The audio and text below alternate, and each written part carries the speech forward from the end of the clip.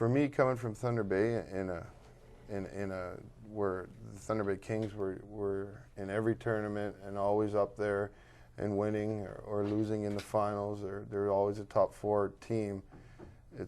I'd like to know what the common goal is in North Bay for minor hockey. I mean, I coached Eric Stahl when he was 12, and he said, "I'm playing for the Pee Wee Kings next year." That's the common goal. Let's play for the Kings. And I don't know what the common goal is here. There's different names for every team. We're starting it with the Trappers and us and the Timbits, and it should be one team all the way down, like everybody else in Ontario has, because they want to identify with a junior player, a midget player, if they're a Bantam or a Pee Wee or whoever.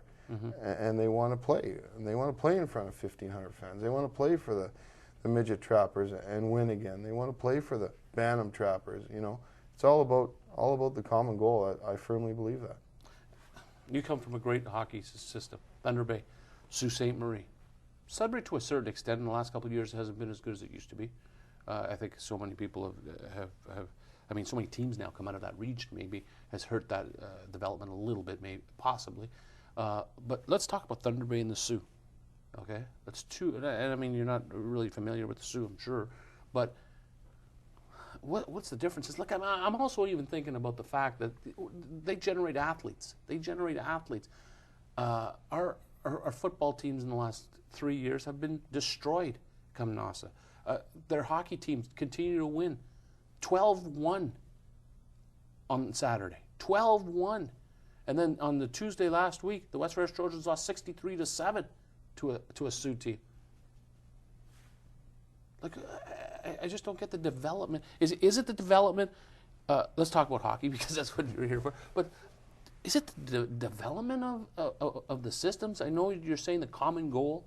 The common goal isn't there because there's too much, scattered brains around. But at Pee Wee, when you play for the Pee Wee Kings, you get 5 practices a week.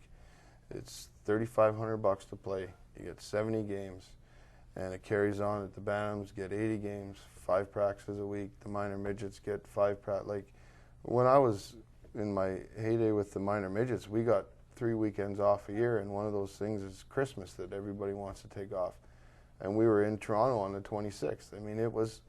We taught, showcase. Yeah, we taught the kids, this is what, if you want to play hockey, it's school, hockey, social life, and you better be in that order. And a lot of guys quit after minor midget because they can't handle it. They know they can't handle it. So they end up going to junior B or whatever. But everybody from Pee Wee to midget has the same practice schedule. We're all in the same rink. There's 4 dress rooms. Guys are sitting in stalls that are 11 years old that, Jordan or Eric or Alex Ald or Taylor Pyatt, and it's all about the Kings and nothing else.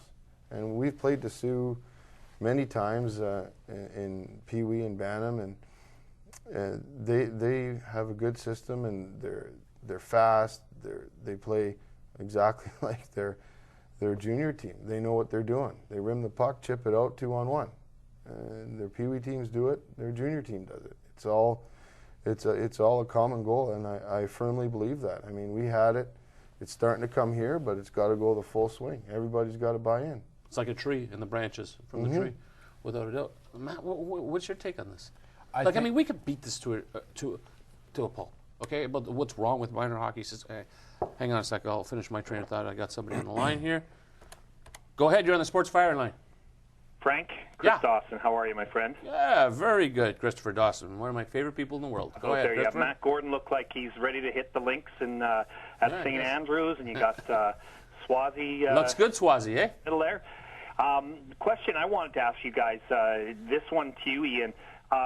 For the fans of the Junior Trappers, do you think it would be a more appealing if the Western Conference wasn't so split up, and the teams would end up you'd get to see the Sioux Eagles and the Sioux Thunderbirds a little more than seeing Temiskaming 5 times and seeing the Junior Wolves and Abitibi 5 times? Yeah, variety is always good. I mean, but there is conferences and there is divisions for a reason. I mean, if we want to revamp the schedule, the cost goes up, and everybody's season ticket holders and fans are down, and we have to pay the bills. For us, our ice budget doesn't change, our billets don't change, and our bus rides don't change. So our fixed costs are our fixed costs, and if we don't get as many people, we can't be going to the Sioux and spending a night and 22 rooms and $5,000 bus trip. I mean, it adds up if you're doing that 3 or 4 times. But it would be nicer to play them a little bit more if it was more cost effective. But unfortunately, in junior hockey, it's hard to do. Mm-hmm. Last thing I wanted to say, too, is I wanted to give kudos to you, Ian, because you sort of touched on it, and Matt touched on it, too, about Jeff and Ohio State. I know you probably don't want to go on too much about it, but, I mean, the amount of players that, since you've been here, that have went on from the Skyhawks on to U.S. college hockey is pretty impressive. Why don't you share the viewers how many guys you've helped move on, and certainly that has to be another recruiting tool for the kids when they go and see a guy like Jeff Michael going to Ohio, and then you see Westfield College, about another 5 or 6 kids. Yeah, well, I think there's 4 guys in Westfield State, and Salem State there's 2. I mean, everybody remembers Royce and Trent Lizzie, and I'd love to see a game where Trent Lizzie's going to be buzzing around, banging bodies down there. And love to see him go to college. All right. Well, he's a good student. Oh, is he? Yeah, is he? Yeah. He's a man of many traits, that guy.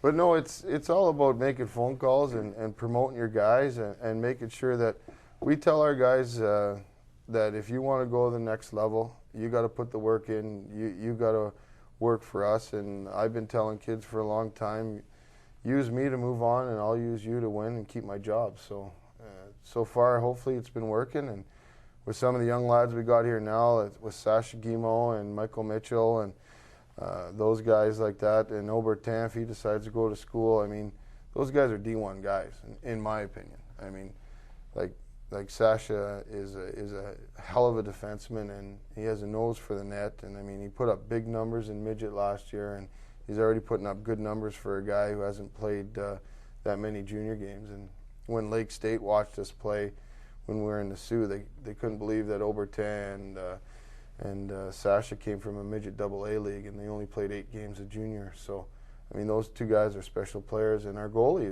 he's a hell of a goalie too. His dad went to Colorado College, and I know that they're interested in him a little bit. So hopefully we can move 3 or 4 guys on this year and be that much better for our program. That'd be very successful. I wanted to change sports. Ian, as a Vikings fan, how shocked were you to see how Green Bay was able to manhandle the Cowboys? And I'll take your comments off the air. Have a good evening, gentlemen. Yeah, you too. That's a terrible, terrible